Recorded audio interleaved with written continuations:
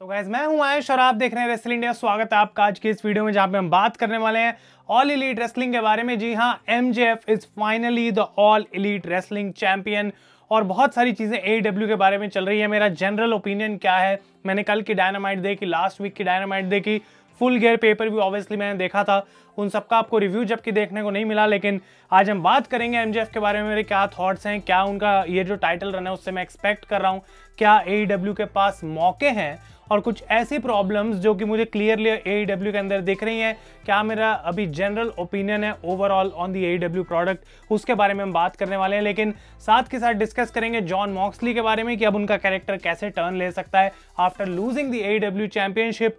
और एंड में हम बात करेंगे गाइज सीएम पंक के बारे में, क्योंकि सीएम पंक अब एडब्ल्यू में आई डोंट थिंक कभी वापस आएंगे। लेकिन एक रिसेंट टीज उनकी तरफ से देखने को मिली है। क्या अभी भी कोई पॉसिबिलिटी ऐसी बचती है कि सीएम पंक वापस आ सकते हैं इन द डब्ल्यूडब्ल्यूई? तो वो एक बड़ी बात है जो कि हम डिस्कस करेंगे।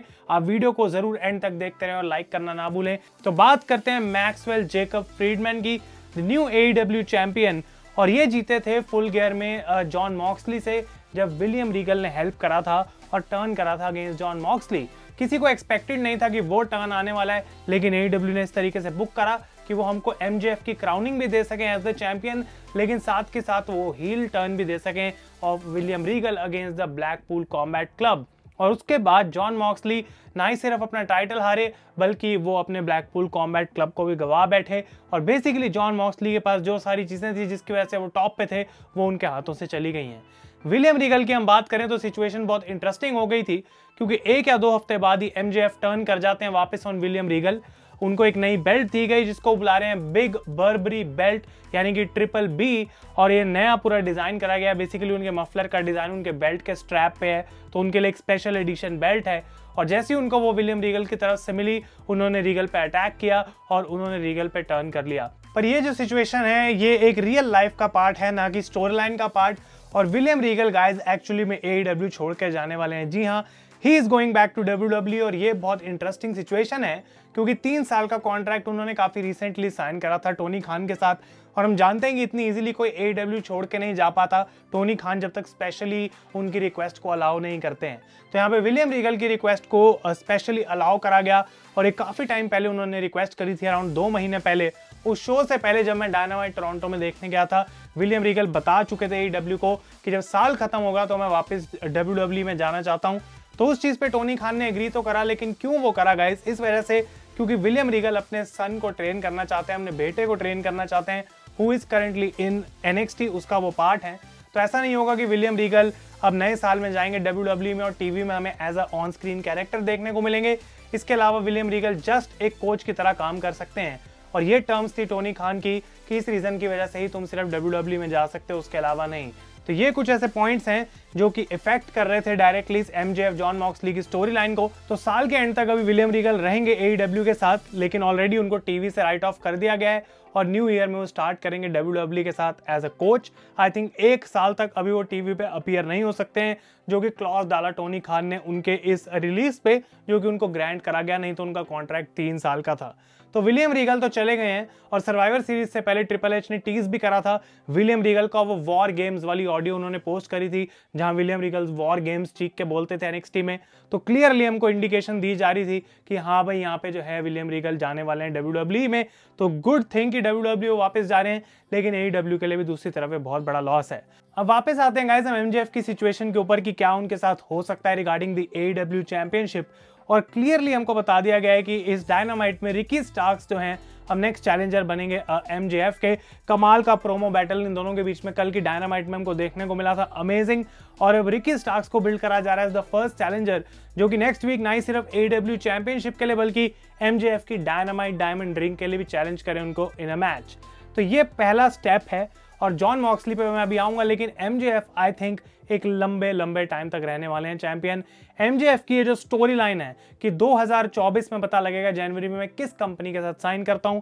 वो निक खान को, ट्रिपल एच को मल्टीपल टाइम्स अपने प्रोमोस के अंदर मेंशन कर चुके हैं, अपने उस पाइप बॉम्ब प्रोमो के बाद भी। तो क्लियरली एडब्ल्यू अलाउ कर रही है, ये एक स्टोरी लाइन का पार्ट है। आई डोंट नो 2024 में क्या होगा। हम जानते हैं ये एक रियलिटी है कि एमजेएफ ने कॉन्ट्रैक्ट साइन नहीं करा, उनकी बस पे राइज हुई थी और अब 2024 में वो फ्री एजेंट होंगे। तो AEW इसको स्टोरी लाइन की तरह यूज कर रही है और काइंड ऑफ इसका मतलब ये हो सकता है क्या 2024 के स्टार्ट तक MJF will still be the AEW champion. क्या उनको इतना लंबा रन दिया जाएगा, उसकी पॉसिबिलिटी डेफिनेटली है। जब तक उनका कॉन्ट्रैक्ट नहीं खत्म हो जाता he might still be the champion. लेकिन एक अच्छी बात यह है कि MJF इज AEW मेड और पहली बार हमको देखने को मिलेगा कि कोई AEW का in house talent, in house blockbuster superstar company को आगे से लीड कर रहा है आफ्टर हैंगमैन पेज। तो वो एक इंटरेस्टिंग चीज देखने को मिलेगी। लेकिन साथ के साथ रिकी स्टार्क्स और बहुत सारा और ऐसा टैलेंट है और बेबी फेस सुपरस्टार्स हैं जो कि MJF के अगेंस्ट जा सकते हैं। तो क्लियरली जो उनका रन है, मैं इसके लिए बहुत ज्यादा एक्साइटेड हूं। एक एक करके अच्छी फ्यूड्स हमको देखने को मिलेंगी। I am super happy. लेकिन ऑब्वियसली उनके अगेंस्ट कोई जीतने नहीं वाला है इतनी आसानी से। ऑलमोस्ट उनको रोमन रेंज लेवल बुकिंग दी जाएगी इन ऑल एलीट रेसलिंग, ये मुझे बात पता है। जॉन मॉक्सली पे हम आते हैं। दूसरी तरफ तो मैंने बोला था कि उनको भाई लॉस तो मिला, ब्लैकपूल कॉम्बैट क्लब से उनको मतलब छुटकारा मिला है, फिर हम कह सकते हैं उन्होंने लूज करा उस क्लब को भी। लेकिन हैंगमैन एडम पेज के साथ लास्ट वीक उनकी ब्रॉल हुई थी और जॉन मॉक्सली कुछ खास अभी कर नहीं रहे हैं। हमने ये भी सुना था कि CM पंक सिचुएशन से पहले मॉक्सली को वेकेशन पे जाना था, तो आई डोंट नो क्या फाइनली वो वेकेशन उनको मिल रही है या फिर नहीं। लेकिन इतने टाइम तक मॉक्सली ऑलरेडी AEW में टॉप पे रह चुके हैं कि मैं ज़्यादा कंप्लेन नहीं करूंगा कि मॉक्सली के साथ कुछ अच्छा क्यों नहीं हो रहा। डेफिनेटली मैं उम्मीद करूंगा कि उनको कोई इंटरेस्टिंग फ्यूड में डाला जाए।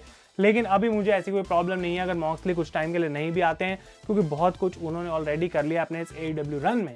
और दूसरी तरफ से हम ये भी जानते हैं कि John Moxley is going to stay with AEW 2026-27 तक। उन्होंने ऑलरेडी अपना कॉन्ट्रैक्ट रीन्यू कर लिया है, तो उसकी हमें कोई टेंशन नहीं है। अभी थोड़ा वो नीचे चले गए हैं, थोड़ा स्पॉट उनका नीचे आ गया है, लेकिन ऑब्वियसली हम जानते हैं कभी भी AEW चाहे तो मॉक्सली को वापस ला सकती है in the main event.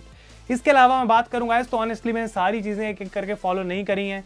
Chris Jericho ROH के रिगार्डिंग कुछ कर रहे हैं, उसमें मेरा ज़्यादा ध्यान नहीं था। लेकिन द एलीट वापस आ गई है और CM पंक की सिचुएशन के बाद वो वापस आए, वो मैच हारे डेथ ट्रायंगल के अगेंस्ट, जो कि एक शॉक था फुल गियर में। और अब बेस्ट ऑफ 7 सीरीज उनकी हो रही है डेथ ट्रायंगल के साथ। फिलहाल वो सीरीज 2-1 पे है और एलीट अभी जो है वो ट्रेल कर रही है, वो हार रहे हैं सीरीज को। तो आई थिंक बेस्ट ऑफ 7 में वो जीतेंगे, आई थिंक वापस चैंपियंस बन जाएंगे। लेकिन ये 7 मैच कंप्लीट होंगे, तो ये एक अच्छी चीज़ है जो कि AEW ने करी है। काफ़ी सारे मैचेस हैं और ऑब्वियसली सारे अच्छे होने वाले हैं।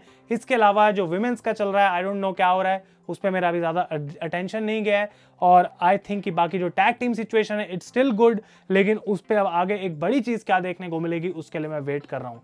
तो ये ओवरऑल ओपिनियन था, क्योंकि बहुत ज़्यादा डीप में मैं गया नहीं सारे शोज में AEW के भी, लेकिन MJF इज लुकिंग गुड और बाकी चीज़ों पर मैंने आपको बताया।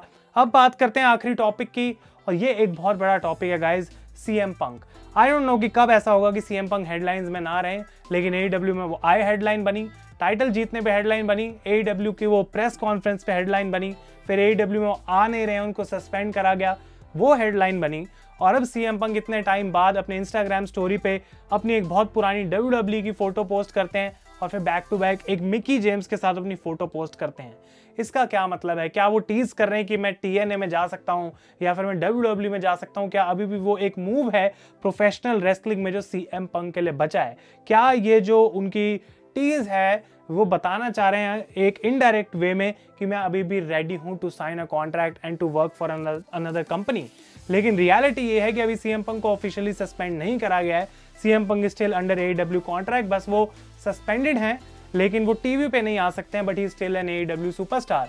और जब तक वो कॉन्ट्रैक्ट खत्म नहीं हो जाता या फिर वो कॉन्ट्रैक्ट पे आउट नहीं हो जाता है, CM पंक और किसी कंपनी के लिए रेसल नहीं कर सकते हैं। और ये एक सच्चाई है। हमने पहले बात करी थी एक वीडियो में कि CM पंक को ट्रिपल एच वापस लाने के लिए बिल्कुल ओपन है। WWE अगर उनको एक अच्छा बिजनेस डील दिखती है, एक अच्छा मौका मिलता है, तो CM पंक को वापस लाने में ओपन रहेंगे।